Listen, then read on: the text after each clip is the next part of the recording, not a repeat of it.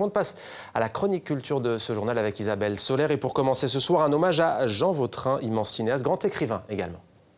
Tu es mon petit Billy, je suis ta petite souris. Je t'ouvre la porte de mon cœur, couvre-moi de mimi. Oui, tu es entré dans ma vie, tu es entré dans mon cœur. Truc-moi sale rocker, bing bang, rockabilly.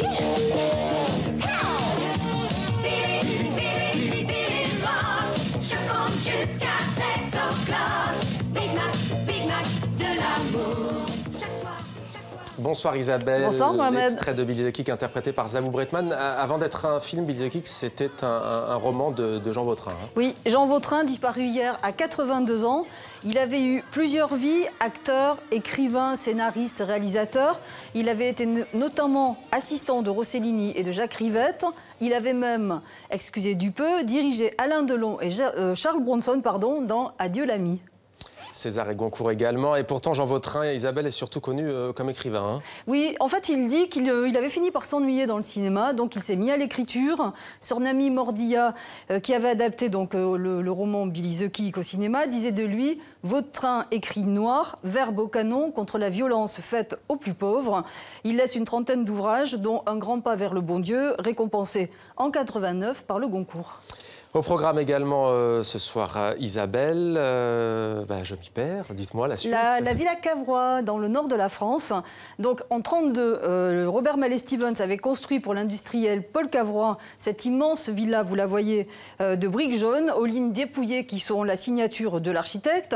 Depuis la mort de ses propriétaires, la villa a tombé en décrépitude, l'État l'a rachetée et 12 ans et 23 millions d'euros de travaux plus tard, elle a retrouvé tout son lustre. Je vous propose de la découvrir.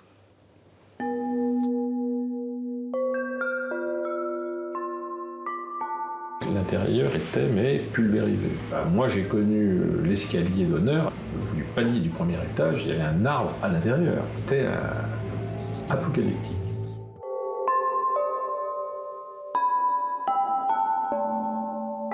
Pendant l'occupation, les Allemands ont occupé la villa, avec des conséquences, puisque le grand miroir d'eau servait de signal à l'aviation, et donc il a été complètement emblayé, mais comme l'eau y stagnait, alors on avait carrément fait des grandes tranchées au travers du béton de fond pour que l'eau s'évacue. Et c'est dans cet état-là que nous, on a retrouvé ce bassin. Systématiquement, pour chacune des pièces, il y a la photo d'origine, avec un certain point de vue, la photo telle que nous avons trouvé la Villa Cavrois, avec le même point de vue. Et donc c'est très parlant. Pour le vestibule, donc la boîte à lumière qui est encore en place, le cadre du miroir. C'est vraiment un travail d'archéologue. Je peux pas...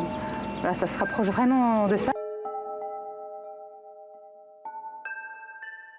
On rentre par le vestibule d'entrée, on traverse un vestibule sur jardin qui est en fait salon. Il y a un escalier d'honneur, un escalier de service, l'aile des parents, l'aile des domestiques et des enfants, comme au XVIIIe siècle. Donc par certains aspects, ça reste très classique parce que les arts décoratifs, au fond, ça n'est que l'ultime version du classicisme.